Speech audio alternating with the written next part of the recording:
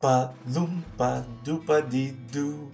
These movies sucked ass and was cringy too. I think not as embarrassing as my attempt to make a joke here by singing was this film's attempt to incorporate some comedy or humor that would make me laugh. Certainly, this film was not aimed at me, but as you know, it's trying to capture an audience familiar with the story from a long time ago. I consider myself in the ideal age to be watching this movie. So, okay, let's talk about the new Wonka movie. I just watched it. I'm going to bring this review to you. So please don't forget to subscribe to the channel if you like it, to support us. Don't forget to hit the like button on the video. So go ahead and give one out to support the video, and let's get into the review.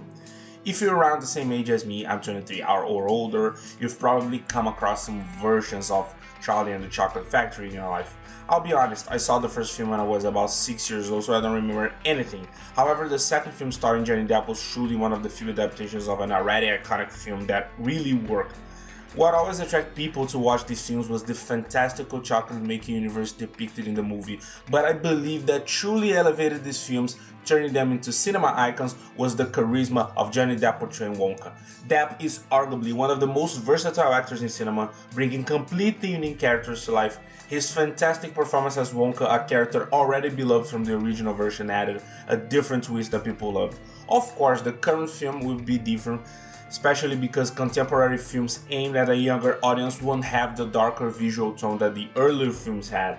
The Willy Wonka from that time was a complete psychopath. When the kids visited the factory, they encountered chocolates that could change color, shape, levitate, explode, and who knows what else. I think what made that film what it is today is exactly what I mentioned, the fantastic performance Johnny Depp brought to it, turning the movie into a cinema classic.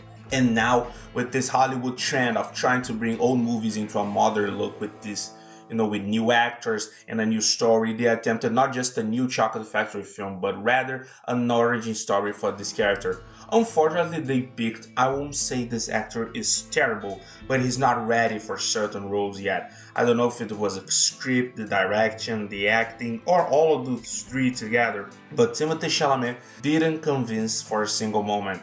Of course, we are hostages of that incredible performance, but he knew that from the moment he signed the contract for this film, because the world and the character they brought in this movie were very poorly done.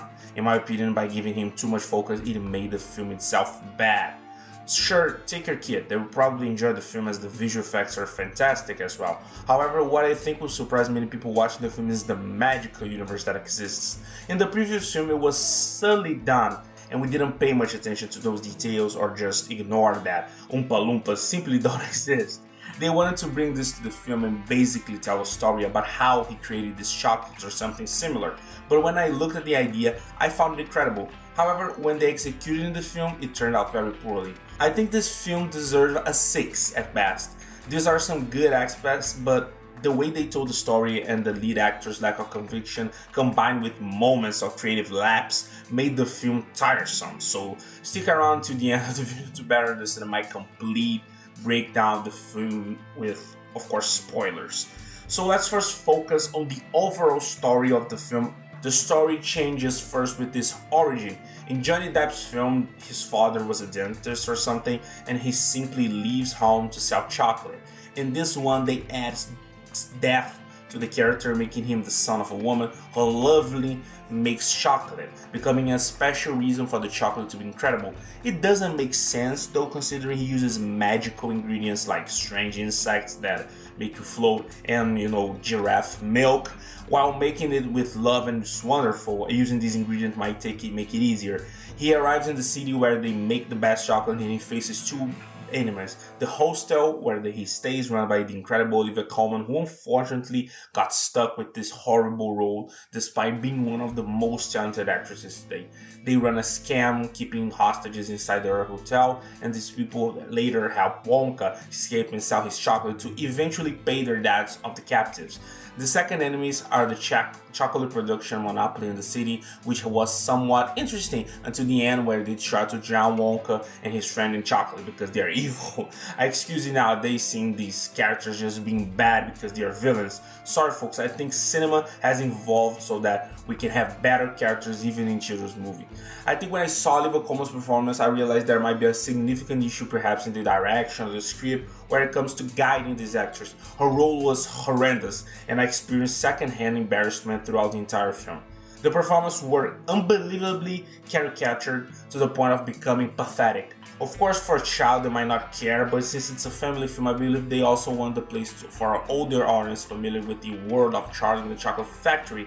Unfortunately, they made the film unbearable for anyone over 15 years old because they created mostly silly characters, many with ridiculous charisma. To add substance to the story, they turned the film into a big musical, so there's music talking all the time, and I hate that. They probably wanted to make it more realistic by having the actor sing, but poor Chalamet had the vocal presence of an insect. Every time he or anyone else sang, I was tempted to grab my phone to avoid what I was witnessing. The screenplay structure they used to try to tell the story was done very poorly. Even halfway through the film it was quite bad. I had the impression that halfway to the end another director took over and the film improved quite a bit. The songs didn't help much, and the ridiculousness of having to bribe the police with chocolate was just absurd to me in this universe. I'm sorry, but it's an extremely silly universe that, if written in a better way, I might have believed more in it. Plus, turning Wonka into a magician who pulls things out of her head didn't fit, I'm sorry.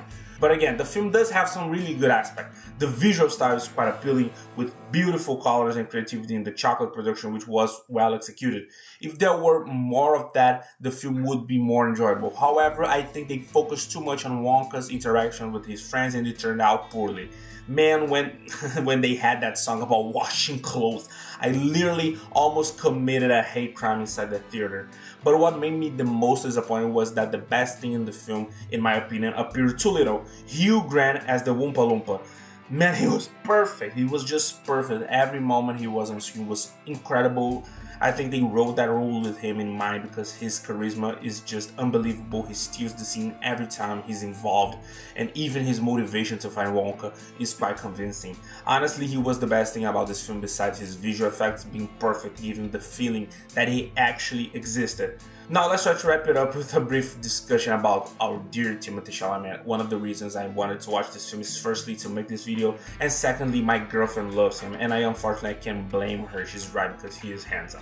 And he has played some really cool roles in movies, and one of my recent favorites was Dune. I was eagerly awaiting the second film this year and he was excellent in it. I think it's for all reasons I mentioned earlier. Dune was directed by Villeneuve, known for masterpieces like Blade Runner, Dune, while the director of Wonka, he is known for Paddington as their career highlight. Well, I'm not here to speak ill of Paddington here, just to say that they might not know how to direct a film without a bear.